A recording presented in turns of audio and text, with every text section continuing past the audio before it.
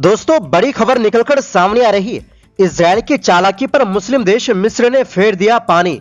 Horn of Africa में भूचाल। मिस्र ने भेज दिए भारी हथियारों के साथ 1000 से ज्यादा फौज। नेतन्याहू की छूटे पसीने। अगली खबर में आपको बताएंगे। ढाका से सियासी भूचाल। बांग्लादेश नेशनलिस्ट पार्टी को प्रचंड बहुमत। 20 साल बाद सत्ता में वापसी तय। क्या अब बदलेगी बांग्लादेश की दिशा और क्षेत्रीय समीकरण? और इसी के साथ रियाद में बड़ी मुलाकात। खालिद बिन सलमान और आसिम मुनीर आमने सामने। रक्षा साझेदारी पर नई मुहर। और साथ में आपको बताएंगे, अमेरिका ने मिडिल ईस्ट में बढ़ाई सैन्य तैनाती। ईरान से तनाव के बीच मिसाइलों को ट्रकों पर किया तैनात। सैटेलाइट तस्वीरों से खुलासा। तो बिना समय गवाए बात करते हैं खबरों की। दोस्तों, इजराइल ने जब सोमालीलैंड को अलग और स्वतंत्र देश मान लिया तो हॉर्न ऑफ अफ्रीका में माहौल अचानक गर्मा गया। सोमालिया की सरकार ने इस फैसले पर कड़ा विरोध जताया। मिस्र समेत ज्यादातर क्षेत्रीय देशों ने भी साफ कहा कि सोमालिया की जमीन एक है, उसे तोड़ने की इजाजत नहीं दी जा सकती। इस बीच मिस्र ने बड़ा कदम उठाया। अफ्रीकी संघ एयू के शांति मिशन के तहत उसने करीब 1100 सैनिक सोमालिया भेज दिए। मिस्र की सेना ने वीडियो जारी कर दिखाया कि उसके जवान पूरी तैयारी के साथ रवाना हो रहे हैं। ये तैनाती सोमालिया के राष्ट्रपति हसन शेख मोहम्मद की काहिरा यात्रा के कुछ दिन बाद हुई। यानी दोनों देशों के बीच बात साफ साफ हो चुकी थी। मिस्र ने सिर्फ सैनिक ही नहीं भेजे, बल्कि बख्तरबंद गाड़ियां जैसे BAE कैमन और MI-24 वो MI-17 हेलीकॉप्टर भी भेजे हैं। इनका इस्तेमाल आतंकवाद से लड़ाई, निगरानी और सुरक्षा ऑपरेशन में होगा। आधिकारिक तौर पर मिस्र कह रहा है कि उसका मकसद साफ है, सोमालिया को स्थिर बनाना और अल शबाब जैसे उग्रवादी संगठन से लड़ाई में मदद करना। अफ्रीकी संघ का औसम मिशन पहले से ही इसी काम में लगा हुआ है। लेकिन बात सिर्फ आतंकवादों की नहीं। जानकारों का मानना है कि कहानी इससे थोड़ी बड़ी है। इजराइल के फैसले के बाद इलाके में ताकत का संतुलन बदल सकता है।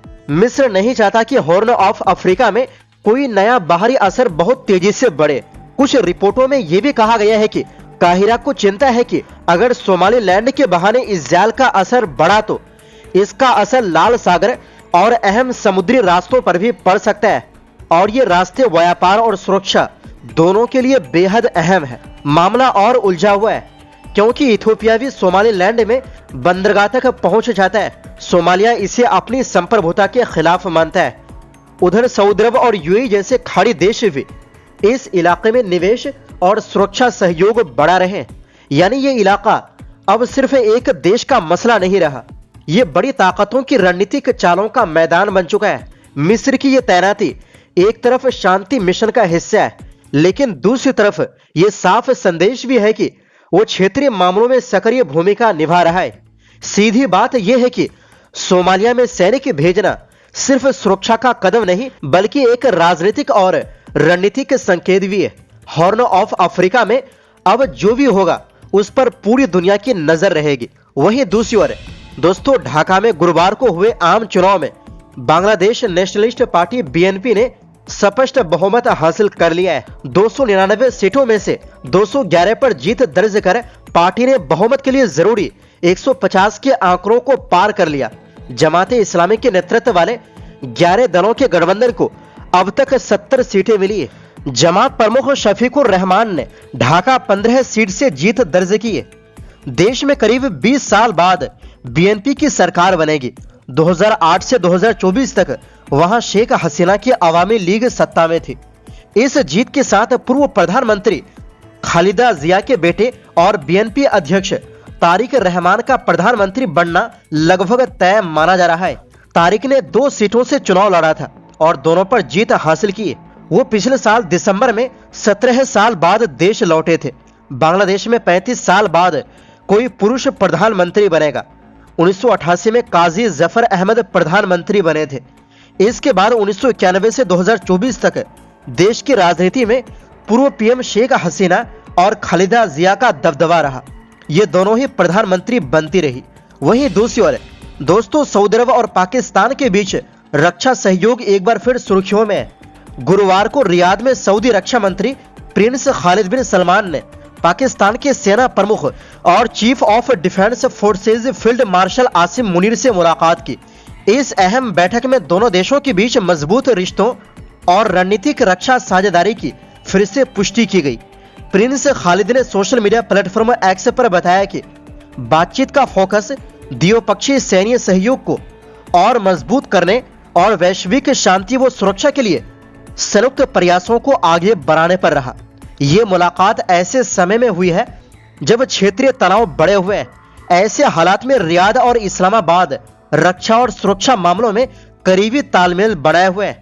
कुल मिलाकर यह बैठक इस बात का संकेत है कि सऊदी अरब और पाकिस्तान अपनी रणनीतिक साझेदारी को सिर्फ औपचारिक तक सीमित नहीं रखना चाहते, बल्कि उसे और मजबूत और क्षेत्रीय बनाना चाहते हैं। इसी के साथ आपको बता दें कि दोस्तों, ईरान से बढ़ते तनाव के बीच अमेरिका ने मिडिल ईस्ट में सैन्य तैनाती बढ़ा दी।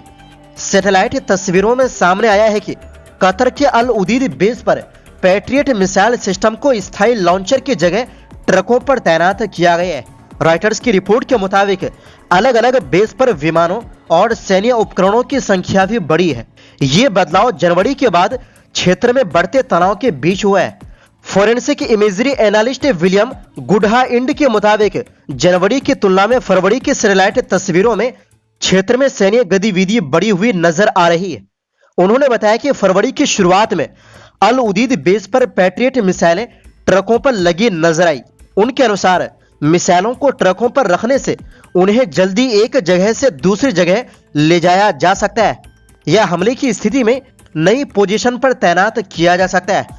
कतर के अल उदीद बेस पर 1 फरवरी की तस्वीरों में एक RC-135 रिकोनिसेंस विमान, 3 C-130 Hercules, 18 KC-135 strato tanker और 7 C-17 विमान दिखे। 17 जनवरी की तस्वीरों में यहां 14 स्ट्रेटो टैंकर और 2 C-17 थे। यानी कुछ ही हफ्तों में टैंकर और ट्रांसपोर्ट विमानों की संख्या बढ़ी है। इसके अलावा अधिकतम 10 पैट्रियट एयर डिफेंस सिस्टम ट्रकों पर खड़े दिखाई दिए।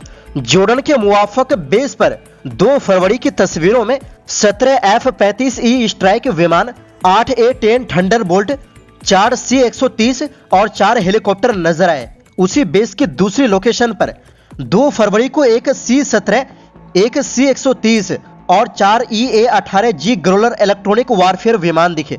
25 जनवरी की तस्वीरों में वहां कोई विमान नजर नहीं आया था। सऊदी के प्रिंस सुल्तान एयरबेस में C-5 गैलेक्सी और C-17 विमान दिखाई दिए। डिएगो गार्सिया और ओमान के दुकान बेस पर भी विमानों की संख्या बढ़ी है। इसी बीच डोनाल्ड ट्रंप पहले ही ईरान के परमाणु और बैलिस्टिक मिसाइल कार्यक्रम पर सख्त चेतावनी दे चुके हैं। हालांकि बातचीत जारी है। उधर इस्लामिक रेवोल्यूशनरी गार्ड कॉर्पोरेशन ने कहा है कि अगर हमला हुआ तो वो क्षेत्र में मौजूद किसी भी अमेरिकी बेस को निशाना बना सकती है। बगदाद में अमेरिका के अड्डे इराक, जॉर्डन, कुवैत, सऊदी अरब, कतर, बहरीन, यूएई, ओमान और तुर्की में फैले हुए हैं, जिससे क्षेत्र में तनाव और बढ़ गया है। तो दोस्तों, फिलहाल के लिए इस रिपोर्ट में बस इतना ही। फिर मिलते हैं एक नई रिपोर्ट्स के साथ।